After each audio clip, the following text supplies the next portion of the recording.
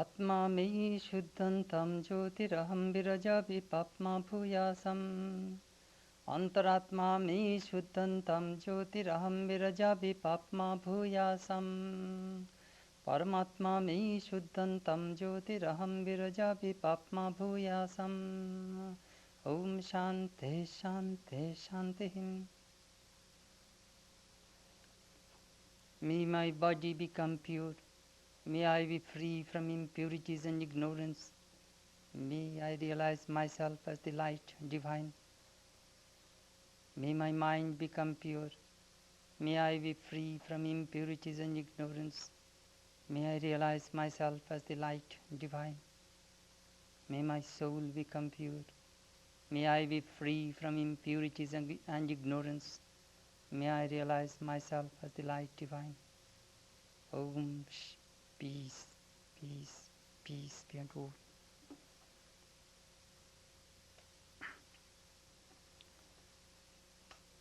Friends, we are extremely happy that Swami Swananda, ex-head of the Vedanta Society, Berkeley, stopped at our place for a couple of nights on his way back to India. Swami worked in many capacities in several centers in the Ramakrishna order in India. He was in the headquarters in Belur Math, and then he was in Rangoon for 8 years. So Swami will give a talk tonight on the message of the Bhagavad Gita. Generally, the monks feel embarrassed if you praise the monks, so I am not going to say too many words about him to you. Only I say a few words. The Swami was quite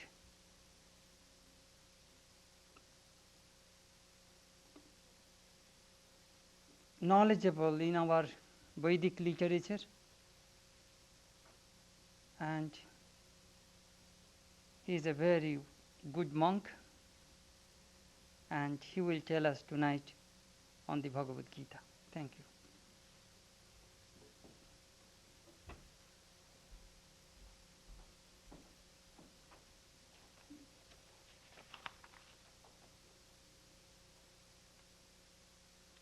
Friends,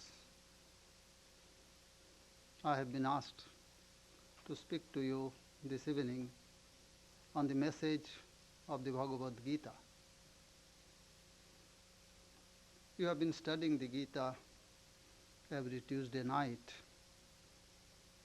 and probably you have been studying for a pretty long time. Even when Swami Satprakashanandaji was alive, you must have been studying at that time. Now you are studying under his successor, Swami Chetanananda. Well, it is a great book. I would not spend much time in praising the book, rather go into it straight and try to place before you what I think is the central message of the Bhagavad Gita. There are many things which will remain unsaid. I have to be selective in presenting my understanding of the message of Sri Krishna of the Gita. This book has certain unique characteristics. One is the setting in which this is presented. I don't think there is another scripture in world religious literature where battlefield has been chosen as a place to deliver a message about our spiritual life. Most unlikely place to choose. But that is what the author of this message Sri Krishna chose, I think it is very significant. Where else do you need a message than in the battle of life? When you are here, you have to go through this life. You have to face unnumbered problems, hardships, struggles, sufferings. All these are inevitable facts of life. No mortal can escape from them. And I believe that is why Sri Krishna chose, of all places, the battlefield of Kurukshetra, where two opposing armies are pitted against each other to fight. Well, even if you take it as an allegorical expression of the fight going on in the heart of men, fight between evil and good, even then it is significant, you see. It points out to us one important thing. If you want really to grow in spiritual life, you have to face struggles. You have to face problems. No way of your growth, no way of your reaching the goal unless you meet the problem squarely. No sidetracking the problems. And that requires tremendous strength. So if you think yourself to be weak, and if you think, well, how to bear this hard burden of life, then better don't enter the Bhagavad Gita. It's not meant for you then. Arjuna showed his faint-heartedness. Sri Krishna immediately told that unless you have strength, courage, boldness, the spirit of adventure in you, well, you will not succeed in your spiritual life. Upanishad says, Nayam atma balahinena labhya. A person who seeks self-knowledge will never reach it unless he is strong, bold, courageous. In the Gita, Sri Krishna actually chastised Arjuna. Kulaibam masmagama partha. Naitad tai upapaddate. Shudram ridadorballam. Takto tishtha parantapa. This verse in the Gita was so dear to Swami Vivekananda because it speaks of strength. Don't yield to unmanliness. Don't be faint-hearted.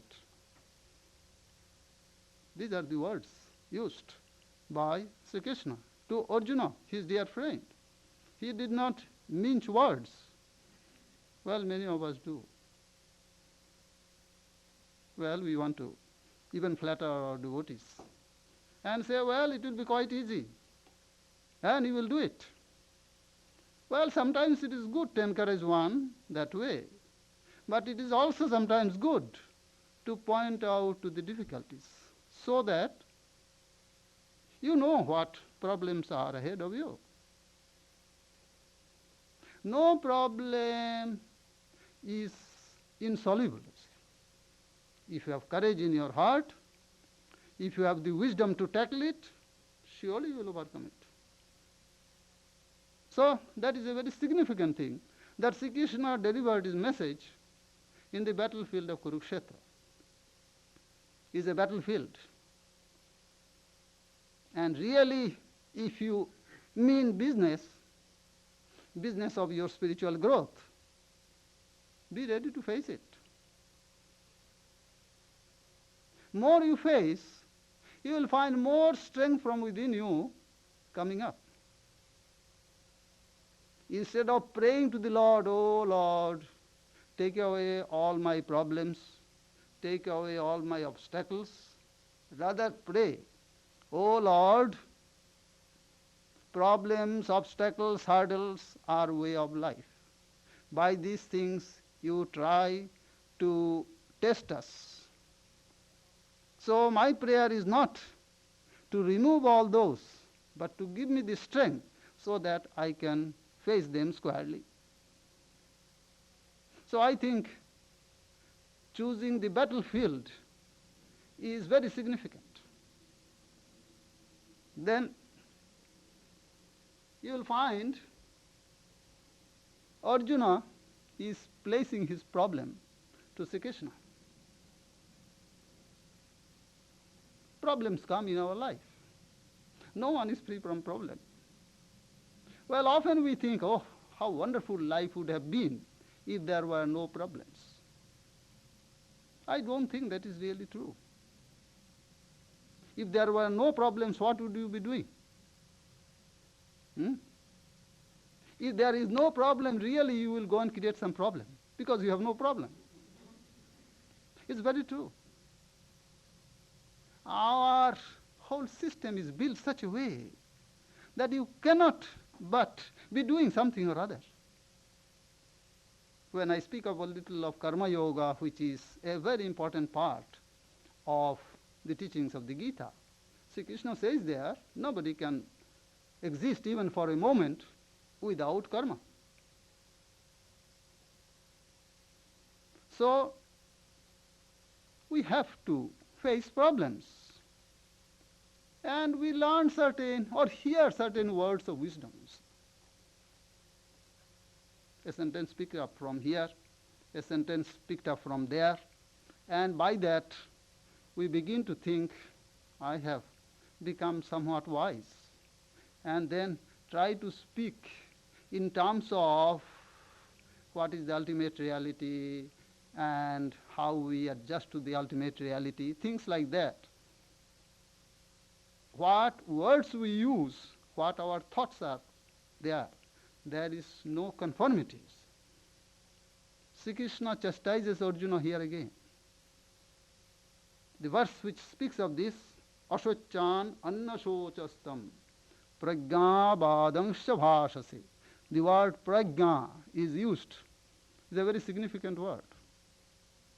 Means wisdom, not mere learning. Learning is something you acquire, but wisdom is something which is inherent in you, waiting to be manifested. We never really learn wisdom. It is already there. If we live your life, if we live a life which is completely under our control, then this wisdom comes. Well, learning can go with wisdom, but wisdom does not necessarily mean learning. So, you are speaking like a wise person, but your behavior, your conduct do not seem to conform to what you speak. I think this is a very significant thing which Sri Krishna told. Examine yourself, and you will find our whole life goes on more or less in that fashion. We speak high words. Our life speaks quite different from what we speak. It is very easy, you see. I can quote many verses from the Gita, from the Upanishads.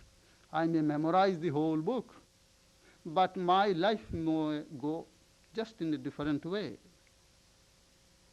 So it is very important if you speak.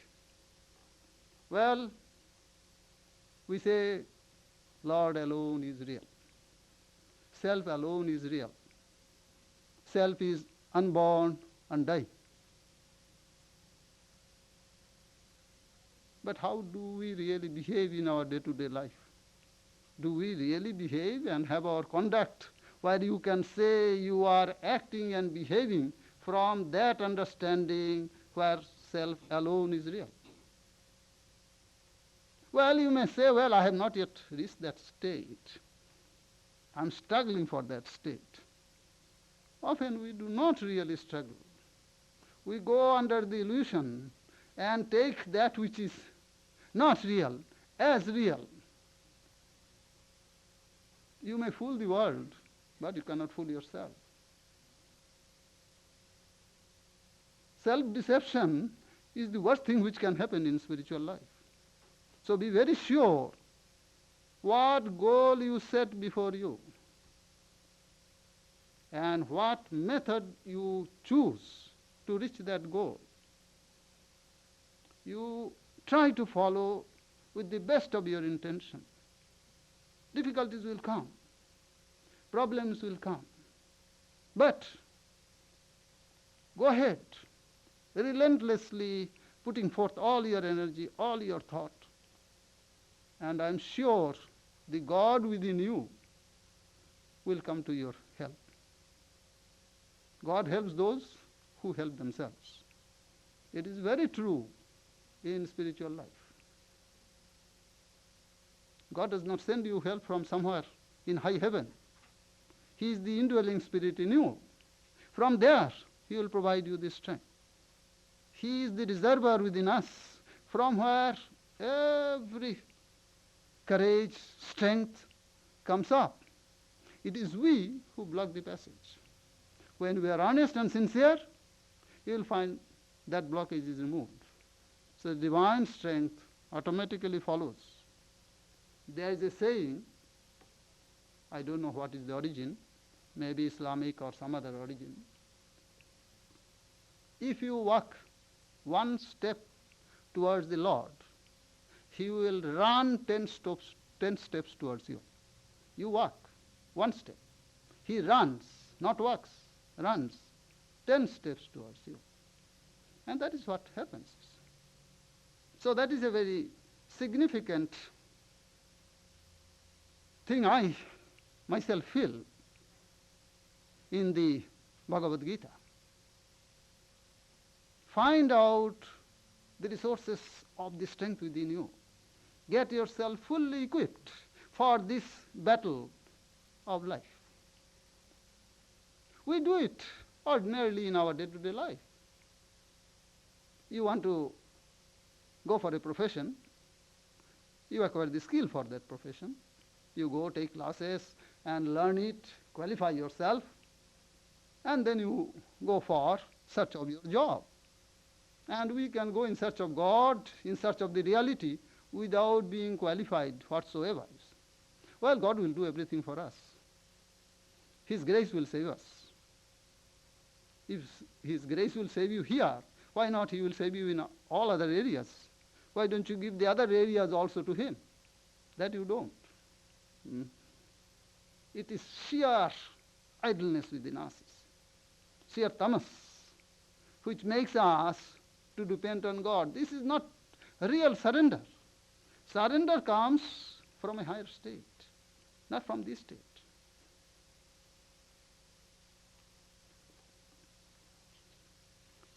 Now one thing is very important, you see.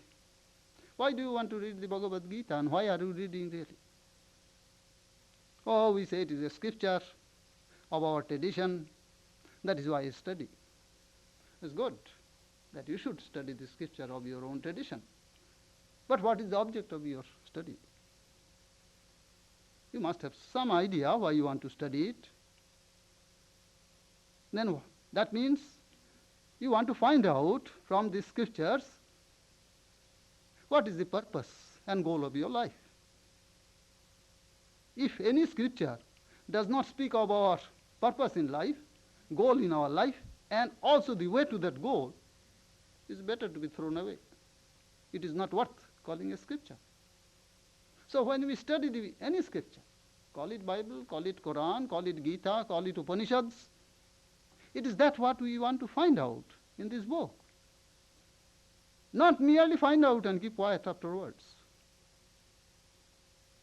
When I have found out, intellectually, emotionally, then what I want to do?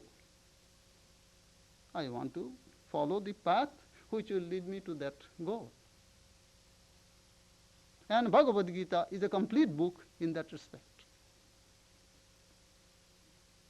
Those of you who have studied the Gita would know at the end of every chapter there is what they call a colophon.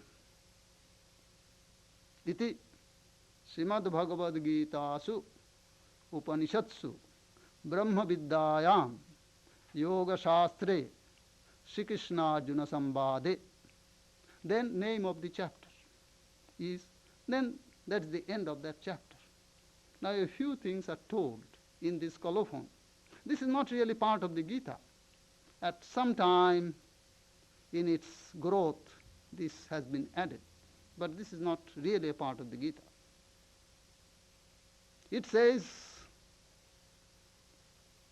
Srimad Bhagavad Gitasu Upanishatsu. Gita, as you know, is a part of the Mahabharata. And Mahabharata is what is known as Smriti text, not a revealed text. The revealed text is what we in our tradition call the Vedas, and Upanishads being part of the Vedas. But here it is told, though Gita is not considered normally a revealed text, it has the authority of the revealed text. Not only the authority, I should say, Gita is the quintessence of the Upanishads. If you want to find out what is the cream of the Upanishad, it is Gita. That is why it is said Upanishatsu, compared to the Upanishads. Then, two things are necessary for us. What is the purpose or meaning of life? Our experiences are of this relative empirical world, universe. We do not know if there is a reality beyond or transcendent. If you know, then you don't have to read the Gita. There's no need. You already know what Gita is going to tell you. But if you do not know, Gita is going to tell you of the reality which is behind this phenomenal existence, behind this empirical existence. Here, in this universe, everything is subject to change. There is nothing unchanging. Nothing whatsoever which is unchanging. Look around and you will find there is nothing unchanging. Change is the very law of life. And if it is so, we get scared. We begin to ask, then why I am here? I was born on a certain date, I live for a few years, and then I pass away out of existence. What is the purpose of this? Is there any meaning of my birth, of my existence, of my disappearing? This question any sensible person should ask. If you don't ask, if someone will at least be able to take you to this Gita, and if you read, you will begin to ask. Gita will point out to you to something which is beyond change. And that is here told as Brahma Vidyayam. That means Gita teaches you about the knowledge of Brahman, knowledge of God, or knowledge of the self. Atma Vidya. Atman is the self. That necessarily will raise some question. What is this God you are speaking about? We do not know the existence of God or anything. All we know is what our senses present to us, this phenomenal existence. We know one thing is very sure. I know I exist. No one can challenge me about my existence. Well, suppose I doubt my own existence. I begin to think, well, do I really exist? Suppose I begin to doubt. That doubting person itself will prove my existence, because there is someone to doubt. So we are sure of our existences, but we are not sure what my existence means. To what in you are you referring as your existence? If you refer to your body, are you sure that body is existing? Is not the body undergoing constant change? You are born a tiny baby. Now you have grown to be probably an old person, waiting for the final call. Who is that existence, or which is that existence to which you are referring? So probably there is something which does not change. Is there? Surely body cannot be that. Nor the mind. Mind changes more often than the body. And then, what about this existence outside? The existence to which we are open through our senses. What we call sense world. That also is changing. So that puts us into a very insecure situation. We feel we are lost. There is no firm ground on which we can stand. Impermanence. There is nothing permanent. There is nothing eternal. That frightens us. Well, I don't know. Really, every one of us are frightened. If every one of us is frightened, probably things would have been much better. We would have gone in search of the eternal unchanging. Most of us take it for granted. This is how the world is. So long you are here, eat, drink, and be merry. That is the end of life. But not all people are like that. Normally when things go on all right, you don't face very many problems, very many tragedies of life. The world seems to be really kingdom of heaven on earth. But when things fall apart, then you begin to question, well, what's the matter? What's the wrong?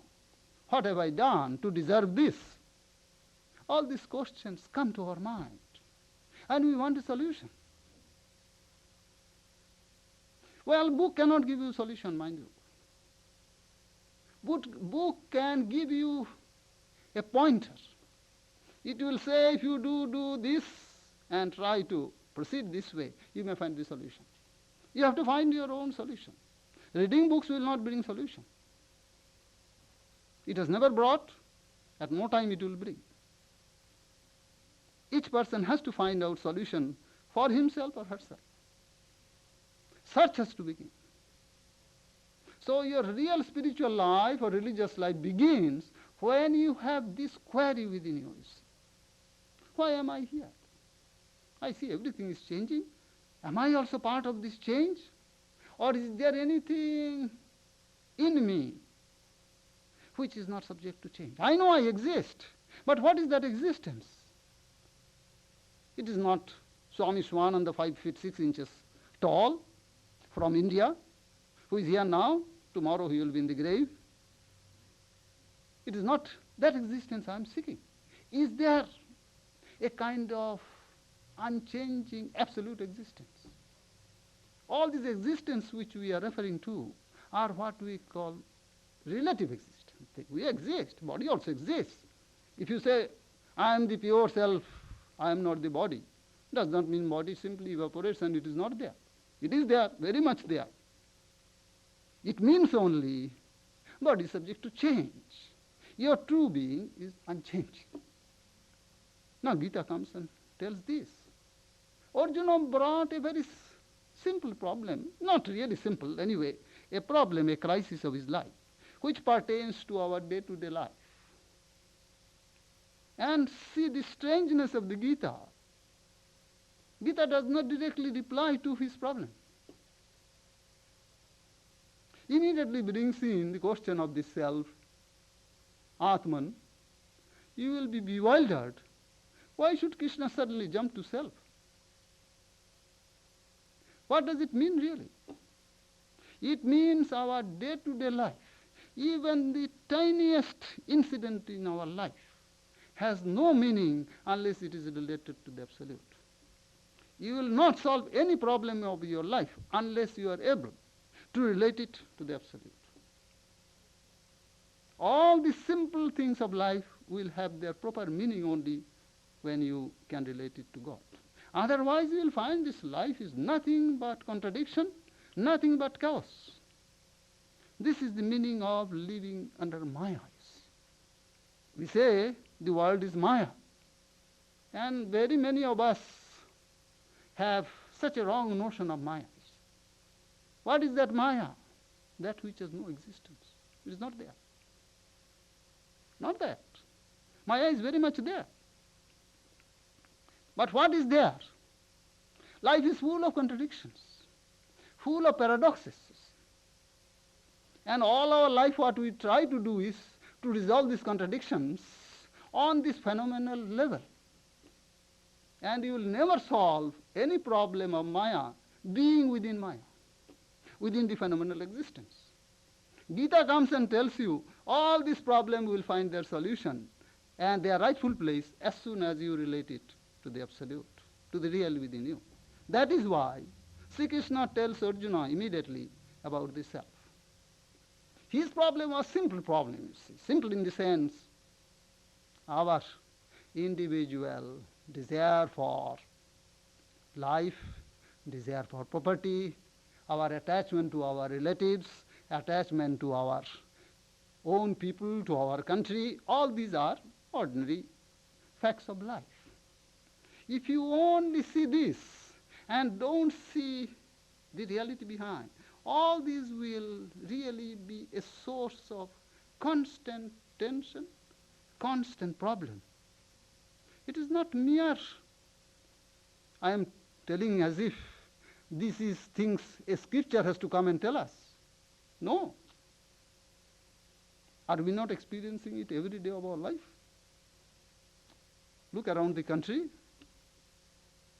There are probably more people in the mental hospitals than outside. Well, why? The passions, the cravings, the desires within us are so strong, so overwhelming, that we just break down under their pressure. We don't know how to resolve them. We think when desires come, by satisfying those desires, my desires will disappear. Well, they do, for the time being. But they again arise with greater velocity, with greater strength. We have a verse somewhere in some scripture, said if you want to put out fire, and you go on feeding the fire with fuel, thinking all the time this fire will be put out, it never happens. You have to stop supplying the fuels. And that is what Gita says. If you want to overcome your desires and cravings, you have to stop somewhere. And how do we stop? Why should I stop? So long I do not break down, any amount of advice given about God or about absolute reality will not work. Even those who believe, they believe only half-hearted way. Their belief does not go deep into in their being to transform them. Transformation is change. Our inner change is the word for our spiritual life. Do we change? From the mortal being, I have to become the immortal. From death, I have to go to immortality. From darkness to light. This is the prayer in the Upanishad. Lead me, you have heard probably 1,000 times. Lead me from the unreal to the real. What is that real? Real is the self. Real is that Brahman. Real is that Atman. We go on telling, oh Lord, lead me from the unreal to the real, but never giving up our hold to the unreal, and so never able to hold the real. Well, I am reminded of a funny story told by Sri Ramakrishna. What is the story? About 4 or 5 persons drank some liquor, wine, and got somewhat intoxicated. So they came to the river bank and took the ferry boat to go across. So they were rowing the boat. Whole night passed. The morning, they get up. By that time, intoxication has come down to the normal, so-called normal levels. And they find they are exactly in the spot where they were. Probably our search or prayer, oh Lord, lead us from the unreal to the real, ends up mostly like this because we don't give up the unreal and we never reach the real. Well, we may raise the question, well, how weak we are, how can we leave this of which we are sure and try to reach the other of which we are not sure? It is true. But do you really believe in the words of the scriptures? There is no other proof which can come and prove the existence of the other. All our experiences are based on our senses. And this is what is suprasensual experience.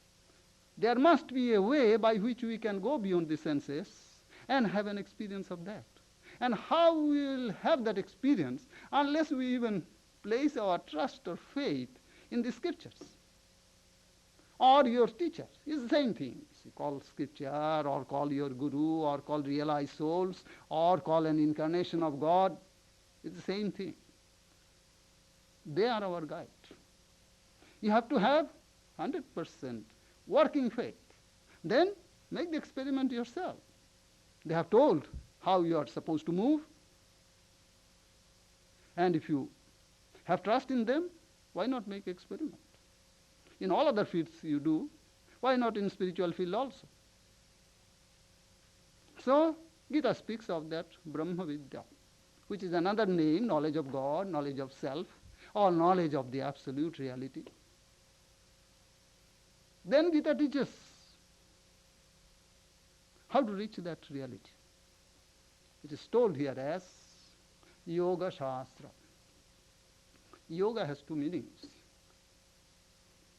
Yoga is the union between the divine and the human. The individual is united with the Lord. That is the meaning of yoga.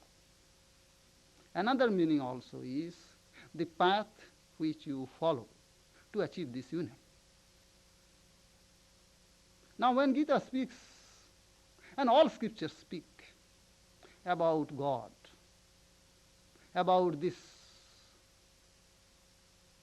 unchanging eternal reality, they must show us also a way how we can reach that goal, that destination, fulfillment of the purpose of human life.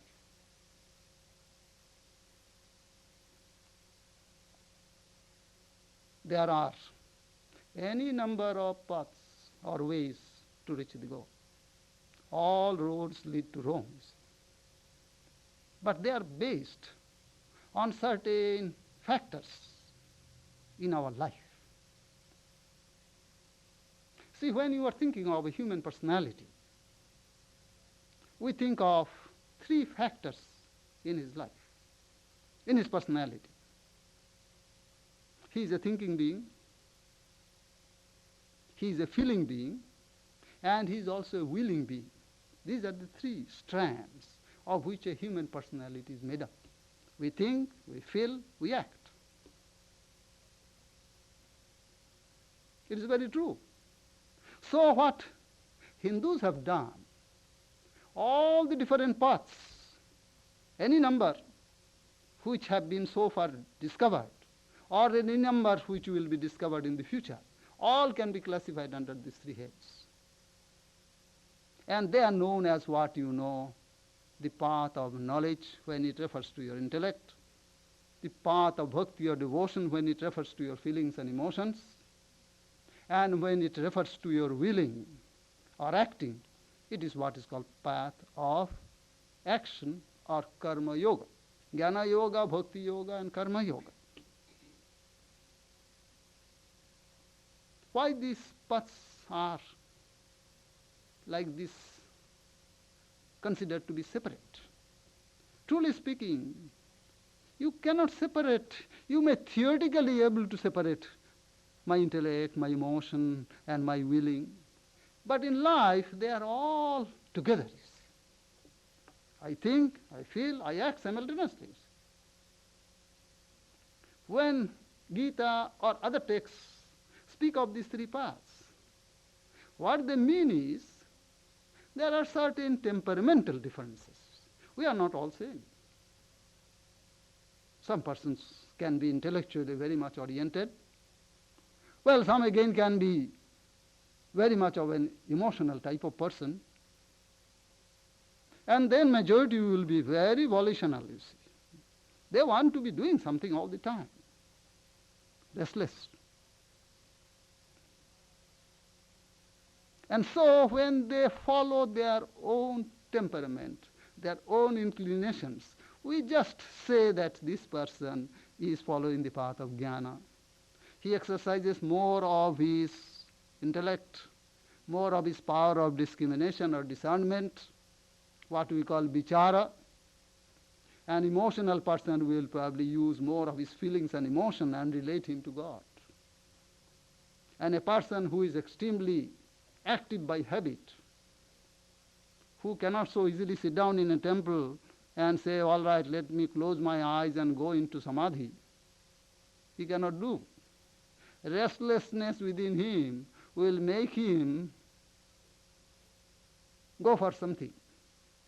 Meditation will be very difficult. Then what is the way for him? You have to even give him a way to escape. Escape means to find out the reality. That is karma yoga. I believe a special contribution of the Gita is karma yoga. You will find this jnana yoga, the path of knowledge, is the main trend in the Upanishads.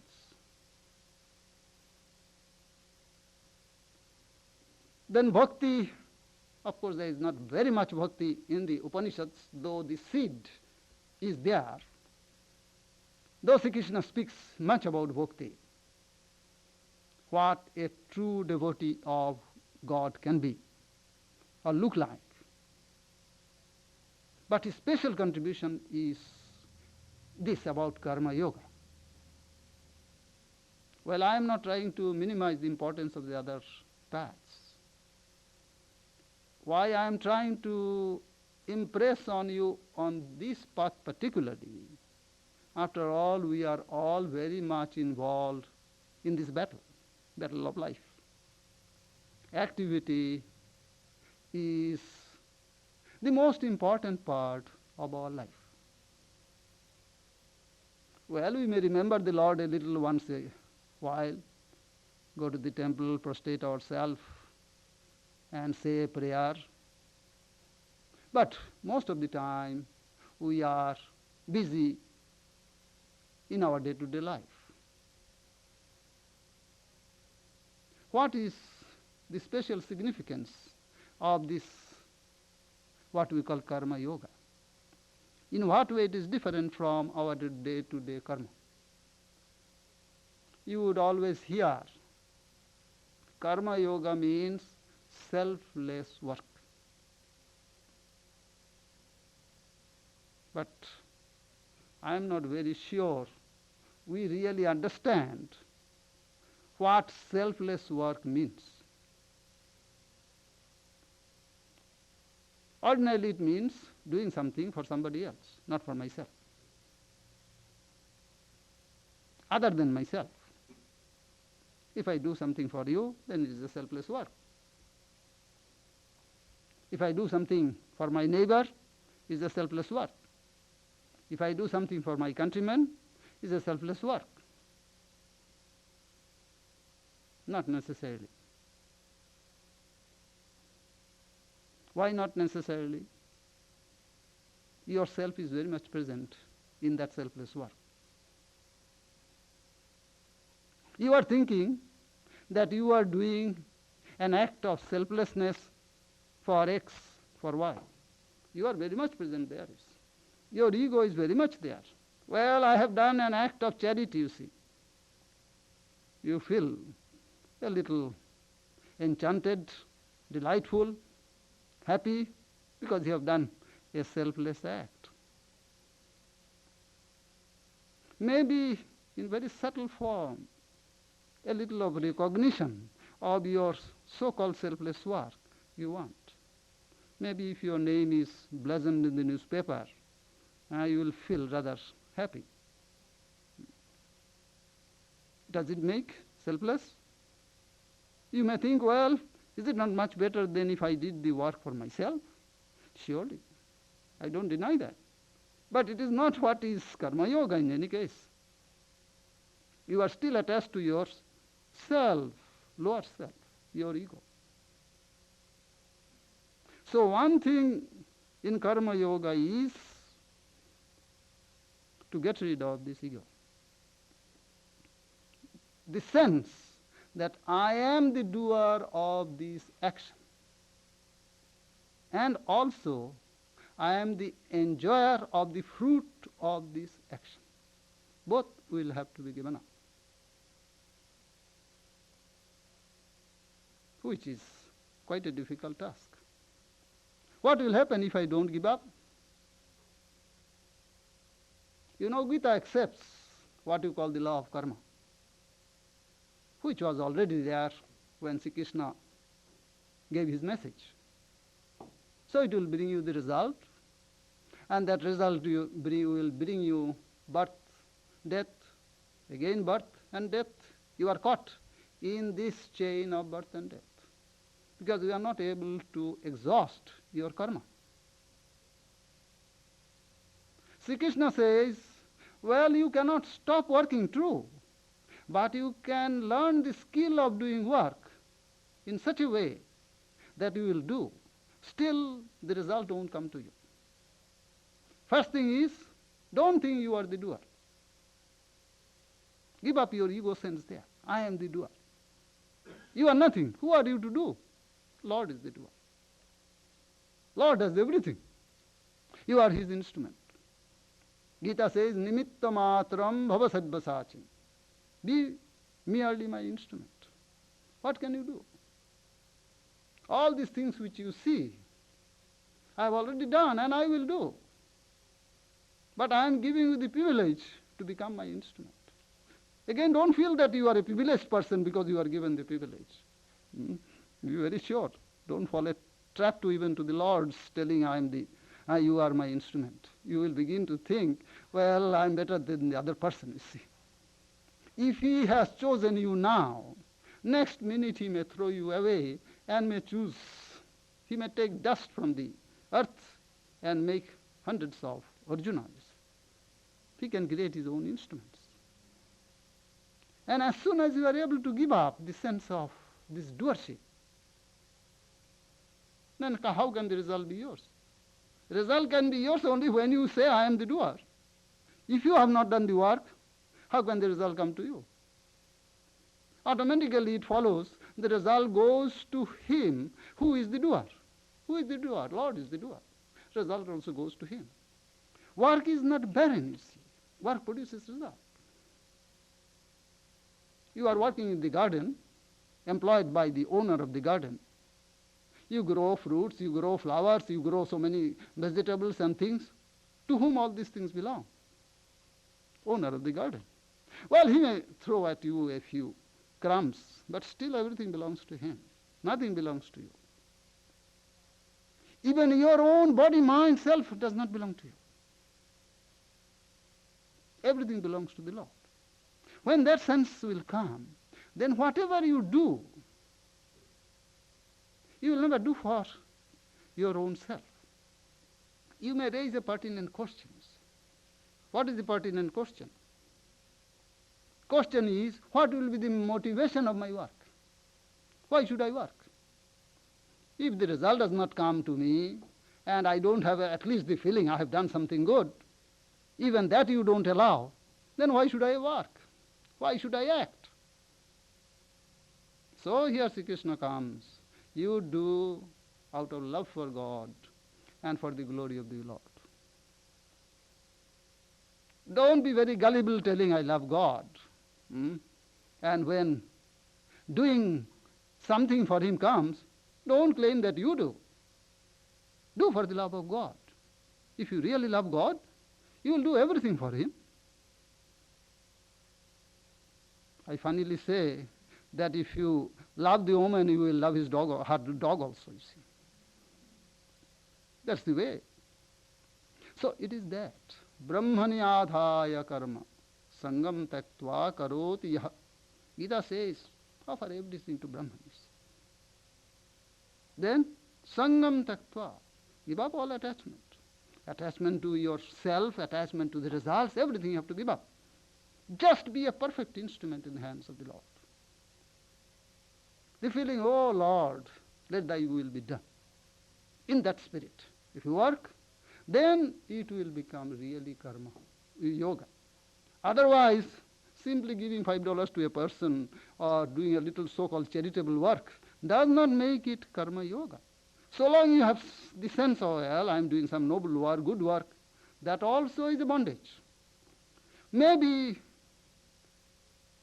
on baser stage, it may be an iron chain, and this may be a golden chain, but golden chain does not bind anywhere less, rather more, because gold is considered to be precious, you see, valuable in your eyes. So, noble acts also are acts which cause bondage. You have to go beyond the phenomenal, you see. Nobler acts proceed from what we call sattva guna, the pure state of our being. But that pure state also is within the phenomenal existence. You have to reach beyond the phenomenal, beyond the relative. So there, you have to forget of yourself. How do I do it? I don't know. No one can say how you can go from the phenomenal to the transcendent. It just happens. If you have prepared all the ground and keep yourself open, it just happens. God realization does not come because I have done this or I have done that. Well, I have repeated Lord's name 5,000 times every morning and 5,000 times every evening. I have been taking so many nice sweets and fruits to the temple, prostrating to the Swami every day. That does not ensure your liberation. That does not ensure your experience of your reality. That makes you fit to receive. That's all. How do you know how to go from the relative to the absolute? There is no way of knowing it. It just happens. That means you cannot induce what we call mystical experiences.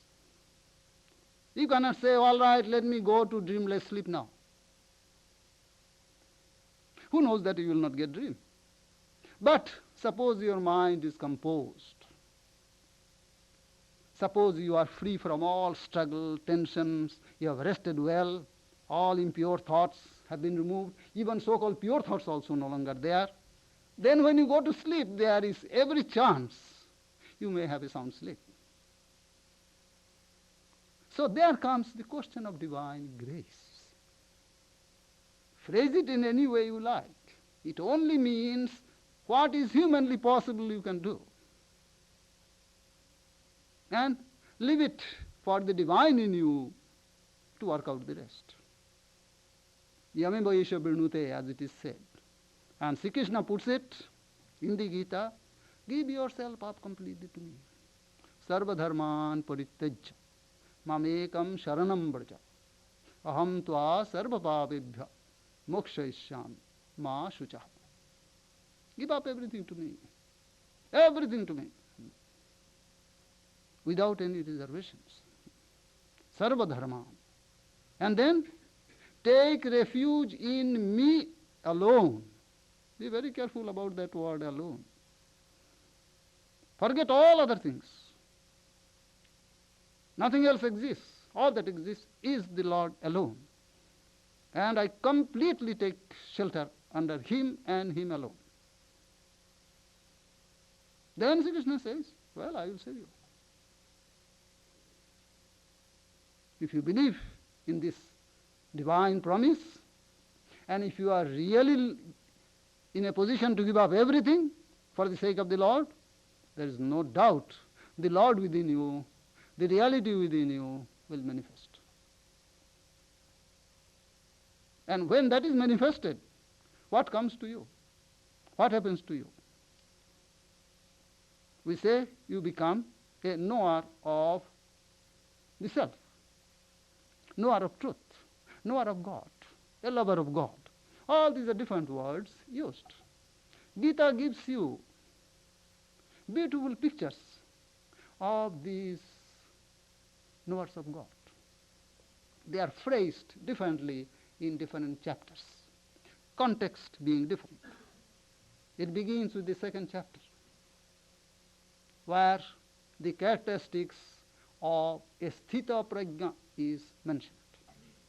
Sthita prajna means a person who is established in steady wisdom. Wisdom is. And certain characteristics are mentioned. Then again you will find in another chapter the characteristics of a yoga rudha is mentioned. He who is established in yoga. Then in another chapter you will find, and also in many other places, the characteristics of a jnani, a person who has known the truth through the path of knowledge or jnana. Then 12th chapter speaks of the true bhakta, true devotee. Then in another chapter you have the characteristic marks of a gunatita,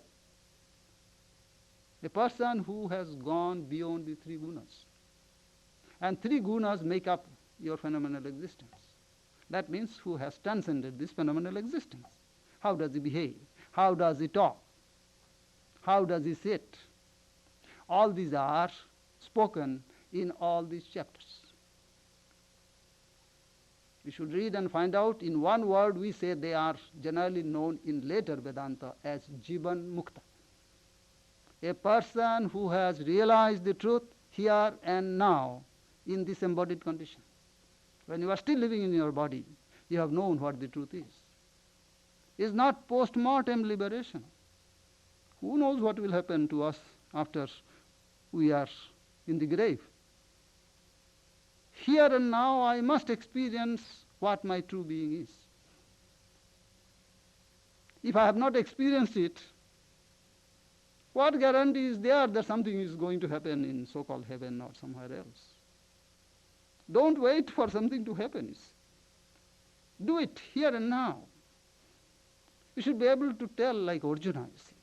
After Sri Krishna has spoken what he had to say, then after telling this, Sri Krishna said, well, I have told you whatever I had to say. Reflect on them and do what you think best for you.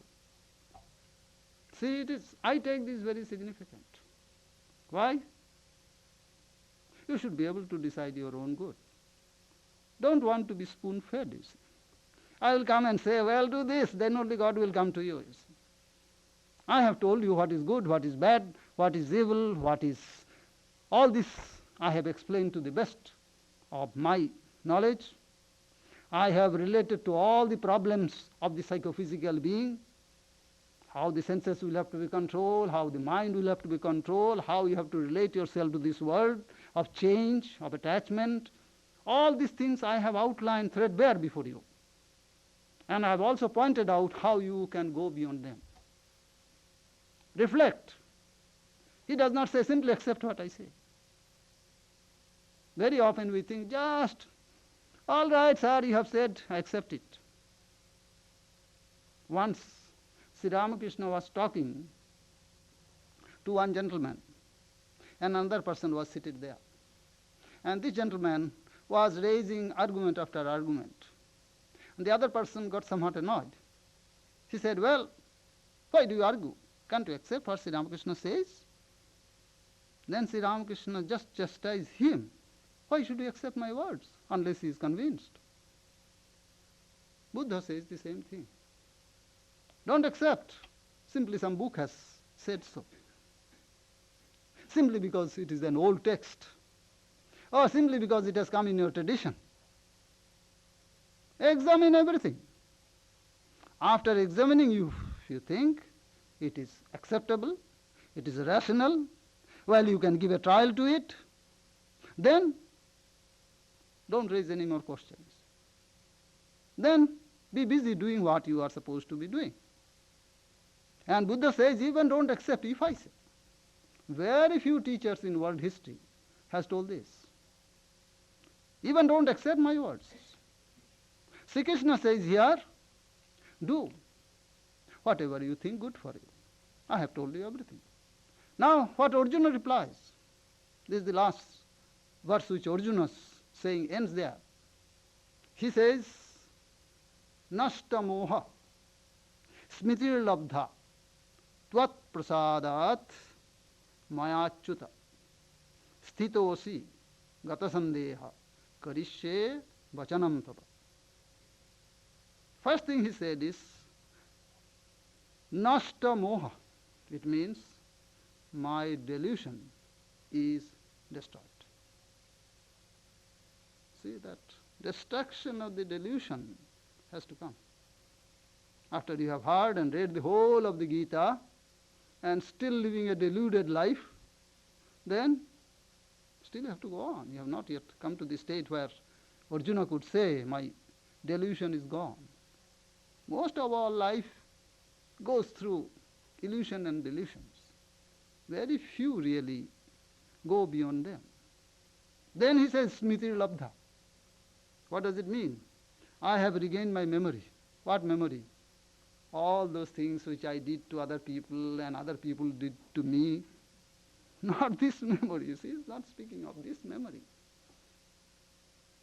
He has now known what his true being is. That is the memories.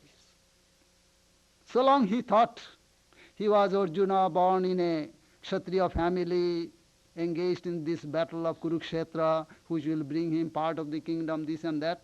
This is how he thought himself. Now he has understood that he is the pure self, beyond birth and death. He is one with the divine. This is the knowledge which has come to him.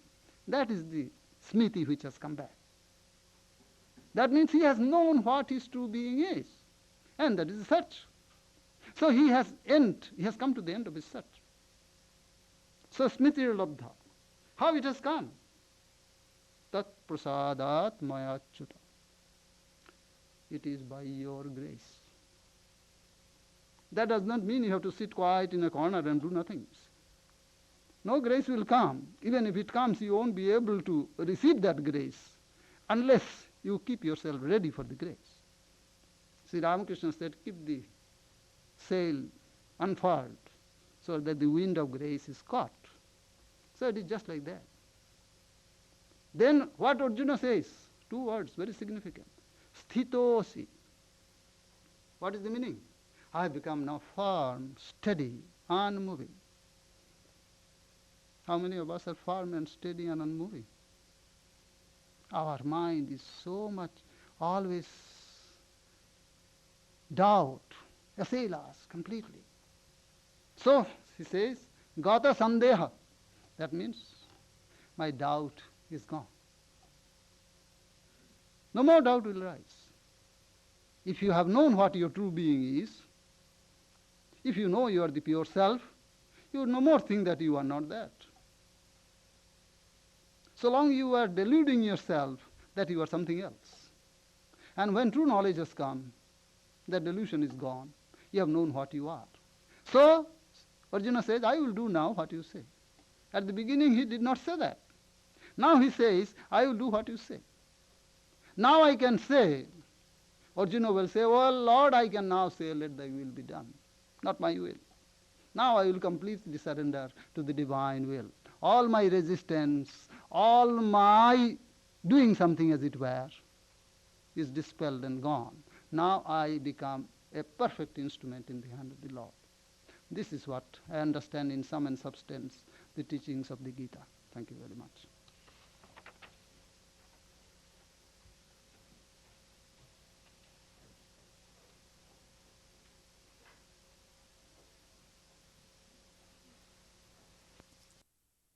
Friends, we are very thankful to the Swami to come to our place and giving a very thoughtful, beautiful and inspiring talk on the Bhagavad Gita.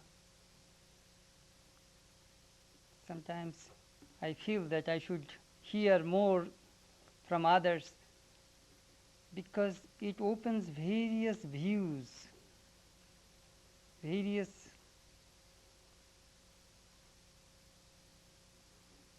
angles of the Bhagavad Gita.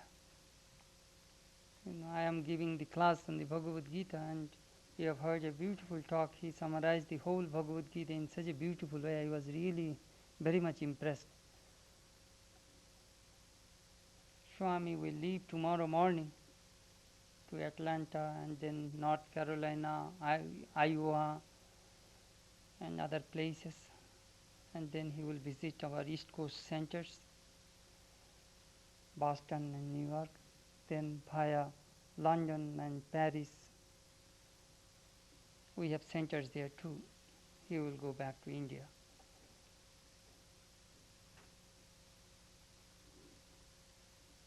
Om Sahana Bhavatu Sahana Bhunaktu Sah Viryam Karavabhai Tejasvinabadhitamastu Ma Vitveshavahai. Om Shanti Shanti Shantihim. May Brahman protect us. May he guide us. May he give us strength and right understanding. May love and harmony be with us all. Peace, peace, peace.